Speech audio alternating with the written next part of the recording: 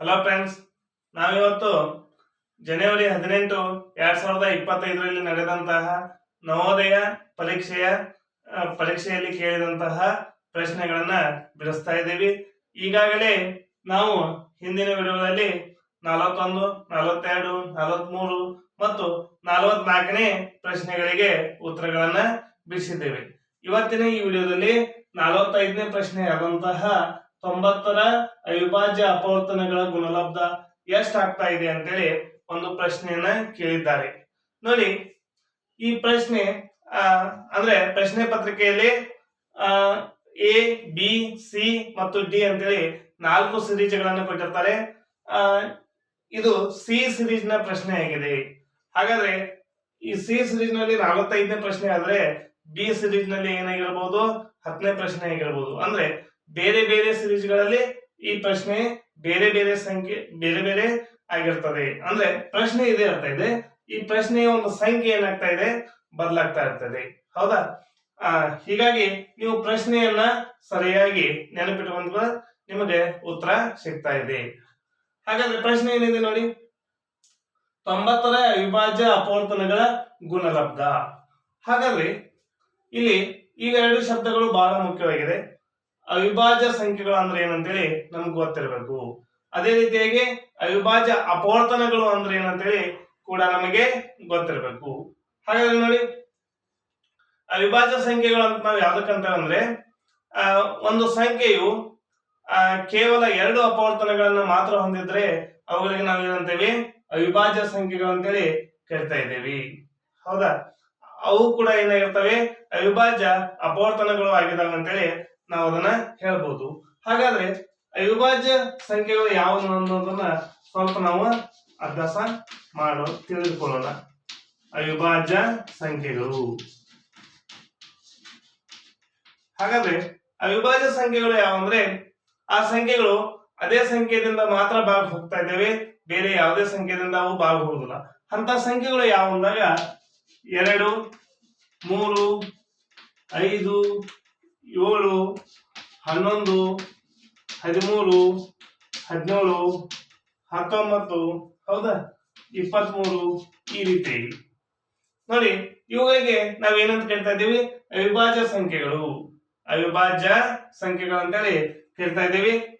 2 2ರಿಂದ ಮಾತ್ರ ಭಾಗ ಹೋಗ್ತಾ ಇದೆ, 3 3ರಿಂದ ಮಾತ್ರ ಭಾಗ ಹೋಗ್ತಾ ಇದೆ, 5 5ರಿಂದ ಮಾತ್ರ ಭಾಗ ಹೋಗ್ತಾ ಇದೆ, 7 7ರಿಂದ ಮಾತ್ರ ಆ ಸಂಖ್ಯೆ ಏನಾಗ್ತದೆ, ಭಾಗ ಹೋಗ್ತಾ ಇದೆ.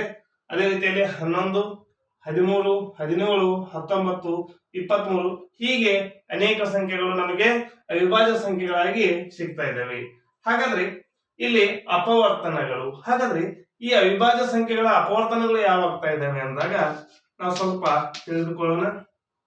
ನೋಡಿ, 2 ಅನ್ನುವಂಥದ್ದು ಒಂದು ಸಂಖ್ಯೆಯಿಂದ ಹೋಗ್ತಾ ಇದೆ ಮತ್ತು 2 ಅಂದ್ರೆ ಕೇವಲ 2 ಅಪವರ್ತನಗಳನ್ನು ಮಾತ್ರ ಈ ಅವಿಭಾಜ್ಯ ಸಂಖ್ಯೆಗಳು ಹೊಂದಿರ್ತವೆ. ಅದೇ ರೀತಿಯಾಗಿ 3 ಅನ್ನುವಂಥದ್ದು 1 3, ಅದೇ ರೀತಿಯಾಗಿ 5 1 5, ಅದೇ ರೀತಿಯಾಗಿ 7 ಅನ್ನುವಂಥದ್ದು 1 7. ಹೀಗೆ ಈ ಎಲ್ಲಾ ಸಂಖ್ಯೆಗಳು ಒಂದು ಮತ್ತು ಅದೇ ಸಂಖ್ಯೆಯನ್ನ ಅಪವರ್ತನಗಳಾಗಿ ಹೊಂದಿರುತ್ತವೆ. ಅಪವರ್ತನಗಳಂದ್ರೆ ಅವುಗಳ ಒಂದು ಸಂಖ್ಯೆಗಳು. ಹೌದಾ? ಈ ರೀತಿಯಾಗಿ ನಾವು ಬೇಸಿಕ್ ಅನ್ನ ತಿಳ್ಕೋಬೇಕು. ಹಾಗಾದ್ರೆ ಇಲ್ಲೊಂದು ಸಂಖ್ಯೆ ಕೊಟ್ಟಿದ್ದಾರೆ, ಎಷ್ಟು, 90. ಈ 90ಅನ್ನ ನಾವು ಯಾವ ರೀತಿಯಾಗಿ ಕಂಡುಹಿಡಿಯಬಹುದು ಅಂದ್ರೆ ಅವಿಭಾಜ್ಯ ಅಪವರ್ತನಗಳು. ಹಾಗಾದ್ರೆ ಅವಿಭಾಜ್ಯ ಅಪವರ್ತನಗಳು ಯಾವಂತ ಗೊತ್ತಾದ ನಮಗೆ. ಯಾವುದು? 2 3 5 7, ಹೌದಾ, 11 13 17 19 ಈ ರೀತಿ ಬರುವಂತಹ ಸಂಖ್ಯೆಗಳು ಅವಿಭಾಜ್ಯ ಅಪವರ್ತನಗಳಾಗಿದೆ. ಇವುಗಳನ್ನ ಉಪಯೋಗಿಸಿಕೊಂಡು ನಾವೇನ್ ಮಾಡ್ಬೇಕು, ಆ ಉತ್ತರವನ್ನ ಕಂಡುಹಿಡಬೇಕಾಗಿದೆ. ಯಾವ ರೀತಿಯಾಗಿ ಅಂದ್ರೆ ನೋಡಿ, ಈ ರೀತಿಯಾಗಿ ಬರ್ಕೋಬೇಕು. ಆ ಕೊಟ್ಟಂತ ಸಂಖ್ಯೆ ಯಾವುದರಿಂದ ಭಾಗ ಹೋಗ್ತಾ ಇದೆ ಅಂತ ವಿಚಾರ ಮಾಡಿದಾಗ ಕೊಟ್ಟಂತ ಸಂಖ್ಯೆ ಕೊನೆಯಲ್ಲಿ 0 ಇದೆ. 0 ಅಂದ್ರೆ ಸಮ ಸಂಖ್ಯೆ 2ರಿಂದ ಭಾಗ ಹೋಗ್ತಾ ಇದೆ. ಹಾಗಾದ್ರೆ ಮೊದಲನೇದಾಗಿ ನಾವೇನ್ ಮಾಡೋಣ, 2ರಿಂದ ಭಾಗಿಸೋಣ. ಹೌದಾ? ಹಾಗಾದ್ರೆ 2ರ ಮಧ್ಯೆಯಲ್ಲಿ 9 ಇದೆ, ಇಲ್ಲ. 2 4 8, 2 4 8 ಆಗಿದೆ. 9ರಲ್ಲಿ 8 ಕಳೆದ್ರೆ 1 ಉಳಿತು, ಮುಂದೆ 0 ಇದೆ, 10 ಆಯ್ತು, 2 5. ಈಗ ನೆಕ್ಸ್ಟ್ ನೋಡಿ, 45 ಆಯ್ತು. ಹೌದಾ?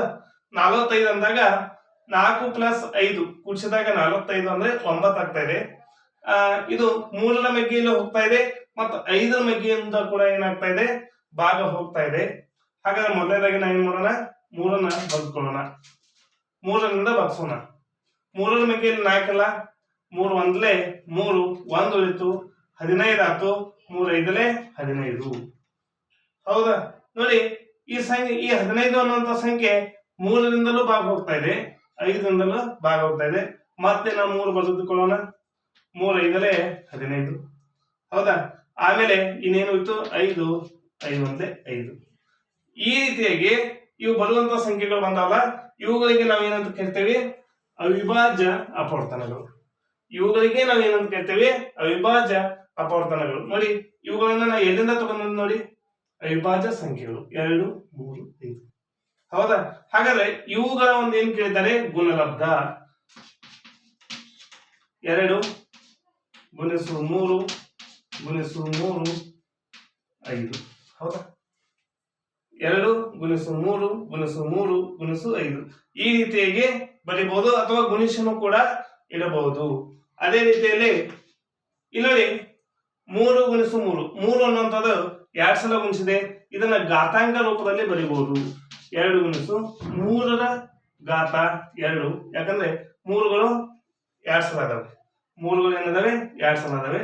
ಗುಣಾಕಾರ 5. ಹೌದಾ? ಈ ರೀತಿಯಾಗಿ ಈ ಪ್ರಶ್ನೆಗೆ ನಾವು ಉತ್ತರವನ್ನ ಹೇಳಬಹುದು. ಹೌದಾ? ಈ ವಿಡಿಯೋ ನಿಮ್ಗೆ ಇಷ್ಟ ಆಗಿದ್ರೆ ಲೈಕ್ ಮಾಡಿ, ಶೇರ್ ಮಾಡಿ, ಸಬ್ಸ್ಕ್ರೈಬ್ ಮಾಡಿ. ಹೀಗೆ ನಮ್ಮೆಲ್ಲ ವಿಡಿಯೋಗಳನ್ನ ನೋಡ್ತಾ ಇರಿ. ಈ ಹಿಂದಿನ ವಿಡಿಯೋಗಳನ್ನು ಕೂಡ ನೀವು ವೀಕ್ಷಣೆ ಮಾಡಬಹುದು ಅಂತ ಹೇಳ್ತಾ ಈ ವಿಡಿಯೋ ಮುಗಿಸ್ತಾ ಇದ್ದೀನಿ. Thank you.